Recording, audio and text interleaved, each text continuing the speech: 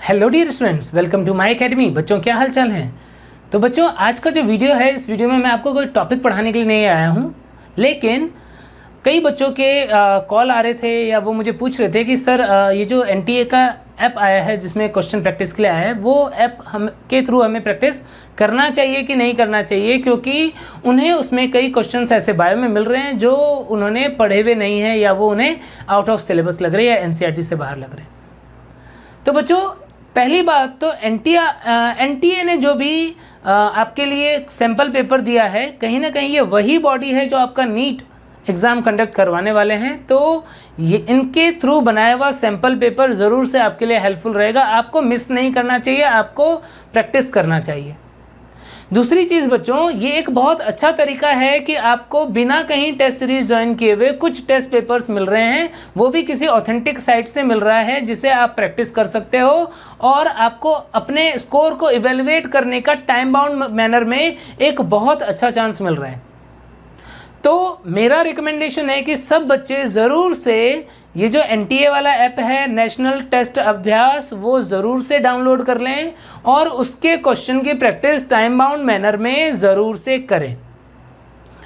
यदि पेपर के लेवल की बात करें या कुछ बच्चे यदि डर रहे हैं, तो मैं उन्हें बताऊं, मैंने एक पेपर जो है वो फर्स्ट पेपर जो है उसे पूरा अच्छे से एनालाइज किया, पूरा टाइम दे करके कि आखिर ये पेपर कितना रिलेवेंट है, स्टूडेंट के लेवल का है कि नहीं, एग्ज़ाम के लेवल का है कि नहीं, करना चाहिए कि नहीं करना चाहिए।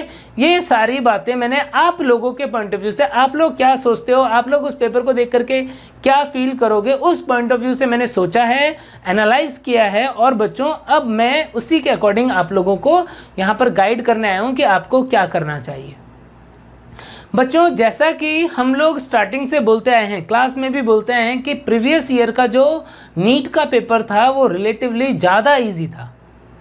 यदि आप उससे पहले के या कुछ सालों पहले तक के भी पेपर देखोगे तो पेपर इतने इजी नहीं आया करते थे। 340, 345 ये मैक्सिमम स्कोर हुआ करता था, 360 आना तो कुछ सालों से स्टार्ट हुआ है।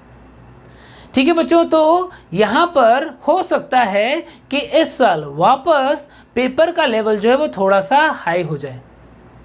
बच्चों एनटीए का पेपर जो आप एनालाइज करोगे, बायो का पेपर जो मैंने एनालाइज किया, मैंने क्या ऑब्जर्व किया कि पेपर में अभी भी लगभग 90% क्वेश्चन जो है बच्चों वो एनसीईआरटी या एनसीईआरटी अराउंड ही हैं, बहुत ज़्यादा बाहर नहीं है। मतलब या तो एनसीईआरटी के कंसेप्ट पे बेस हैं या एनसीईआरटी से हैं। तो 90% क्वेश्चन जो हैं वो ऐसे मिल रहे हैं। लगभग 90 में से बात करूं तो 80 क्वेश्चन जो है बच्चों वो इसी टाइप के हैं जो एनसीईआरटी के थ्रू आपने पढ़ा हुआ है, तो आप उसे सॉल्व कर पाओगे। लगभग 10 क्वेश्चन ऐसे हैं बच्चों, वो 10 क्वेश्चन कुछ बच्चे जो थोड़ा एक्स्ट्रा पढ़ते हैं, जो टीचर उन्हें एक्स्ट्रा पढ़ा रहे हैं वो पढ़ते हैं, तो वो उन 10 क्वेश्चंस में भी कुछ क्वेश्चन को सॉल्व कर पाएंगे। और यदि कोई बच्चा बिल्कुल एनसीईआरटी ही पढ़ रहा है और कुछ एक्स्ट्रा नहीं पढ़ रहा है तो उसे लगभग 10 क्वेश्चन नहीं आएगा।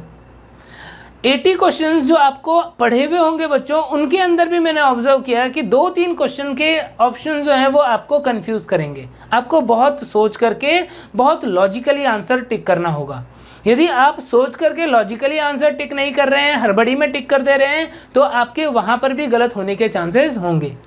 इसका मतलब कि एक अच्छा बच्चा जो है वो भी यदि उस अच्छा मतलब एवरेज और अबव एवरेज बच्चे की बात कर रहा हूँ, अबव एवरेज यदि कोई स्टूडेंट है जो एक्स्ट्रा भी थोड़ा बहुत पढ़ता है, तो वो भी यदि इस पेपर सैम्पल पेपर के अंदर यदि 320 प्लस लेके आ रहा है तो वो बहुत अच्छा स्कोर होगा।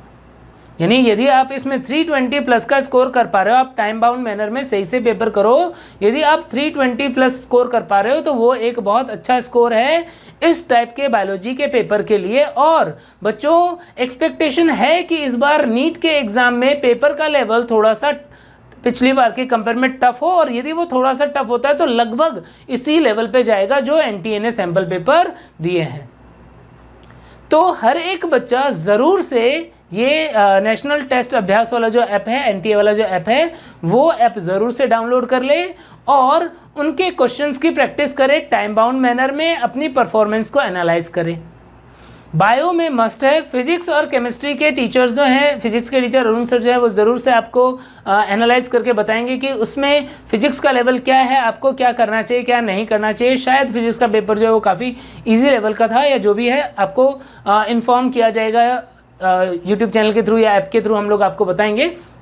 बट बायो का पेपर एक लेवल अप है, यानी कि आप जैसा पेपर एक्सपेक्ट करते आ रहे हो या जैसा पेपर आपने दिया है उससे थोड़ा सा टफ कैटेगरी का है। लेकिन इस पेपर को आप ऐसा नहीं बोल सकते हो कि ऐसा पेपर तो नीट में नहीं आएगा, आप ये बिल्कुल नहीं बोल सकते हो। आपको प्रिपेयर रहना चाहिए हर उस सिचुएशन के लिए जो नीट में आप फेस कर सकते हो। और चूंकि ये सैम्पल पेपर एनटीए बना रहा है और वही आपका एग्ज़ाम कंडक्ट करवाने वाले हैं, तो ज़रूर से कहीं ना कहीं ये पेपर जो है वो सिमुलेट करेगा नीट के मेन पेपर को। ठीक है बच्चों, तो इस वीडियो को बनाने का मेन पर्पस यही था कि मैं आपको बता पाऊँ कुछ क्वेश्चन, जैसे मैं आपको बता रहा हूँ बच्चों विद एग्जांपल, कि जैसे मान लो हम लोग फ्रूट जो है वो कई बार थोड़ा डिटेल में पढ़ाते हैं। बच्चे बोलते हैं कि एनसीईआरटी में तो फ्रूट बहुत थोड़ा सा दिया है मॉर्फोलॉजी, प्लांट मॉर्फोलॉजी में, तो क्या करें। इस एनटीए के पेपर में फ्रूट के एडिबल पार्ट के रिलेटेड क्वेश्चन है, वो भले ही एनसीईआरटी के बाहर है लेकिन बच्चों वो इंपॉर्टेंट है, उससे पूछा जाता है या जा सकता है। ऐसे ही बच्चों जो रिप्रोडक्शन इन ऑर्गेनिज्म वाला प्लांट है या sexual reproduction in flowering plant वाला जो पार्ट है बच्चों, उसके अंदर से रिप्रोडक्शन इन ऑर्गेनिज्म में से कटिंग या लेयरिंग वाला जो टॉपिक था बच्चों, लेयरिंग वाले टॉपिक के रिलेटेड क्वेश्चन था। मैंने फर्स्ट पेपर जो है वो पूरा एनालाइज किया है, उस बेसिस पे मैं आपको बात कर रहा हूँ। तो लेयरिंग वाली प्रोसेस जो है उसका जो ब्रीफ होता है वो हम ज़रूर से क्लास में पढ़ा देते हैं, आपके मॉड्यूल्स में भी ज़रूर से होगा एक्स्ट्रा पॉइंट्स में, तो लेकिन एनसीईआरटी में नहीं है। आपको मिस नहीं करना है बच्चों, वो पॉइंट पढ़ने हैं क्योंकि वो रिलेवेंट है, वो इतना लेवल तो आ सकता है, मीन्स एनसीईआरटी से इतना बाहर तो चीज़ें आ सकती हैं। ऐसे ही एनिमल किंगडम में वेबेरियन ऑसिकल जो है बच्चों, वेबेरियन ऑसिकल के बारे में पूछ लिया है। अब आप फिश वहाँ पे पढ़ोगे तो बच्चों वहाँ पर आपको इसके बारे में एनसीईआरटी में नहीं मिलेगा, लेकिन जब भी टीचर आपको पढ़ाते हैं तो वो आपको ज़रूर से वेबेरियन ऑसिकल के बारे में बताते हैं कि कैसे वो फिश के अंदर साउंड को एम्पलीफाई करने में हेल्प करता है। बहुत ज़्यादा नहीं बट नाम तो ज़रूर से लेते हैं, तो वो इम्पॉर्टेंट है, वो पूछा हुआ है। ऐसे ही बच्चों मैं और भी कुछ क्वेश्चंस की बात करूं तो ओल्ड वर्ल्ड क्रॉप और न्यू वर्ल्ड क्रॉप जो होते हैं बच्चों, वो यदि हम देखें तो कुछ हद तक वो भी आप जब क्वेश्चन प्रैक्टिस करते हो मॉड्यूल के अंदर या कोई बुक सॉल्व करते हो तो वो उस टाइप के क्वेश्चन आपके सामने आए हुए होंगे। और हालांकि वो अपने एनसीईआरटी में नहीं है, बच्चे नॉर्मली उसे छोड़ देते हैं, बट ऐसा कुछ क्वेश्चन जो है वो आ सकता है। यानी ओवरऑल यदि पेपर में बात करें बच्चों तो ओवरऑल पेपर में 2-3 क्वेश्चन ऐसे होंगे जो आपने बिल्कुल नहीं पढ़ा हुआ होगा, नहीं देखा होगा। कुछ क्वेश्चन ऐसे होंगे जो एनसीईआरटी के बाहर है लेकिन आपने ज़रूर से अपने टीचर से पढ़े हुए होंगे, 5-6 क्वेश्चन ऐसे होंगे। उसके अलावा 2-3 क्वेश्चन ऐसे होंगे जो आपको आते हुए होंगे लेकिन ऑप्शन कुछ इस तरीके से ट्विस्ट किया होगा कि आप उसको गलत कर सकते हो। यानी टोटल 10 to 12 क्वेश्चन जो है बच्चों वो खतरनाक होंगे।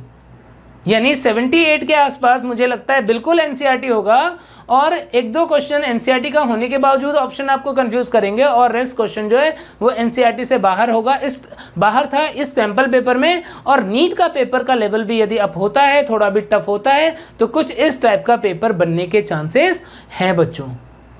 तो इस टाइम पर आप एनसीईआरटी को अच्छा करो ताकि आप 90% क्वेश्चन सॉल्व कर पाओ, आप 320 के आसपास पहुंच पाओ, वो ज़रूर से आपको करना है। बट जब एनटीए का पेपर कर रहे हो और आपको पता लग रहा है कि कुछ ऐसी चीज़ें जो इजी गोइंग वे में आप पढ़ सकते हो या आप पढ़ते हो, तो उन्हें इग्नोर नहीं करना है। 3 से 4 क्वेश्चन आपके वो भी सही होंगे और आपको उसका भी बेनिफिट मिलेगा।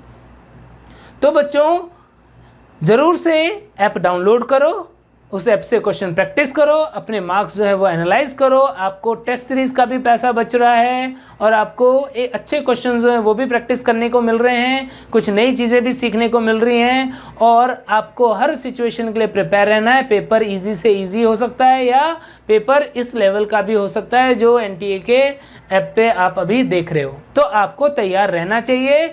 कोई भी बच्चा इग्नोर नहीं करेगा कि इसमें क्वेश्चन आउट ऑफ सिलेबस हैं, ये हम नहीं करेंगे, इसे छोड़ देते हैं। ज़रूर से ट्राई करना है। जो भी डाउट्स हो हम लोग हैं आपके साथ में, आपकी प्रॉब्लम्स उसका सॉल्यूशन निकालते रहेंगे। ठीक है बच्चों, आप लोग अच्छे से पढ़ते रहिए। All the best, bye bye.